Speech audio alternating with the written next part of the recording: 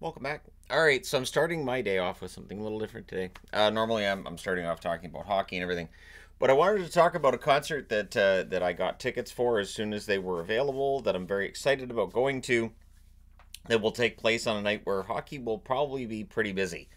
October the 15th is on a Tuesday. Should be the first Tuesday of the regular season, I would think. Maybe the second, depending on where they put the regular season. And I don't care. If it's a 16 game night, oh well.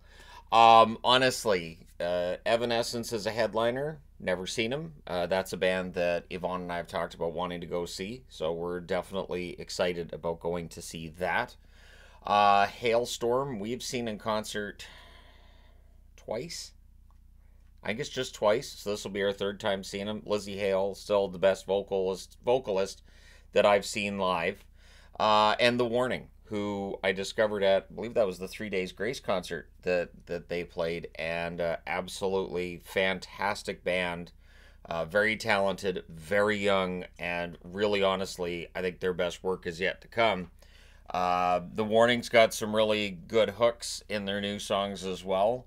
Que Mas Quieres is an absolutely fantastic song, and More. More is like just great. And the video for More feels really 80s. So, like, their music has kind of an 80s vibe to it as well. I was even watching like a couple of their live performances yesterday. And I mean, they even have the part in the song where the music kind of goes quiet and everybody claps in unison. That's so 80s. Every song in the 80s kind of had to have that moment, or we'd feel like, why does this song exist? I can't clap in the middle. Why can't I clap in the middle? Isn't there a bridge where I can clap? What's wrong with this song? So The Warning have that figured out. Hailstorm does a lot of fun covers too for 80s songs. It's just yeah, it is going to be a lot of fun. If you haven't heard The Warning's cover of Enter Sandman, I highly recommend it. I know Metallica, they were big fans of that one because it was on their album. And yeah, they had a whole cover album of Metallica songs, and it was The Warning that covered Enter Sandman. So, and I heard that one live when we saw them in Vancouver, and so I'm looking forward to seeing them again. It's at Rogers, so at the very least, I know the Canucks won't be having a home game on October 15th. But it is rare. Normally, and if I'm going to a hockey game, there has to be four or less games in the National Hockey League that night. And normally, if a concert's taking place on a busy night like that, I'm like, sorry, I can't go. I had to skip out on Godsmack this year because of that. And there have been a couple other concerts too, where it's a band I want to go see, but it's on a really busy night in hockey. And I'm like, I can't go because I have to review the games every night. And so, at least for me, I know that other people would be okay if I didn't or I skipped it, but I have to review every game every night. So, October the 15th, the review's going to be pretty late.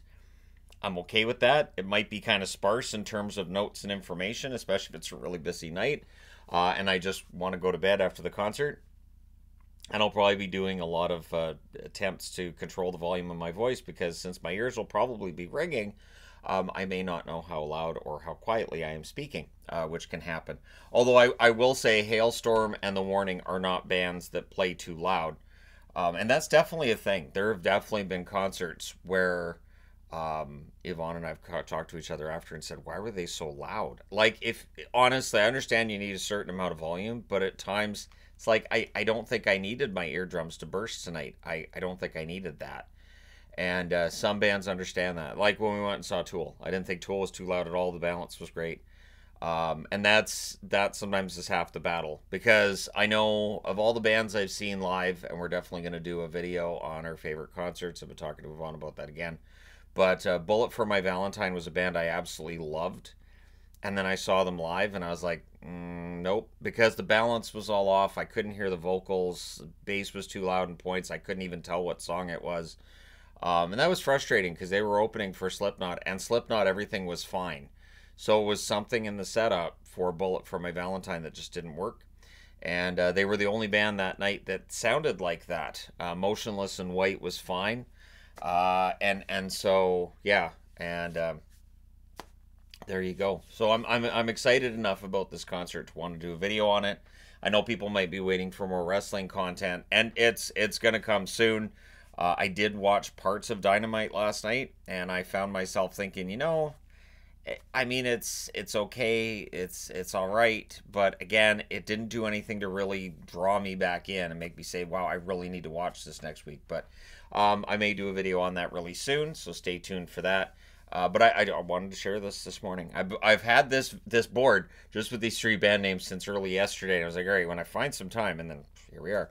But yeah, so that's a concert I'm going to. I'm taking my wife, and it wasn't cheap, but I knew it wasn't going to be cheap because any of these three bands could fill, not Rogers, but any of these three bands could fill a relatively decent sized arena at this stage in time. Maybe not as big as Rogers for the Warning, maybe not as big for Hailstorm, definitely for Evanescence, but the three of them together, that's going to be an absolutely fantastic lineup. I'm really truly excited about this, and it is a good time in rock music. I think so. Anyways, and Evanescence's new music I think is pretty fun too, which is interesting because Evanescence I haven't been as into. Obviously, from over 20 years ago, I was one of the many, many, many, many who had a crush on Amy Lee because I think everybody did. Everybody in the early 2000s, that was kind of a given. So we'll be insane seeing her live and hearing her voice live. But the vocalists for all three of these bands are absolutely fantastic. So, again, I think Lizzie's the best vocalist I've ever heard live. I can't wait to compare her voice and Amy Lee's voice and go, which one's really better? You know what? I just win. Let's just admit I win in this situation. So, at any rate, thank you guys so much for all your support. I will go back to talking about wrestling at some point soon. And again, it is the entertainment guy, so I do talk about various different topics and TV shows and whatnot. So, for instance, Yvonne and I are back into watching the baking shows, and it has struck me as just how ridiculous it is that I've watched so many of those now that I could say, "Oh, come on, that mix is wrong. Look at that. That doesn't look right. That's not gonna rise in time. What is he thinking?" And like I bake. So at any rate, there you go. But thank you guys so much for all your support. If you haven't already hit like and subscribe, please do. I will talk to you again soon.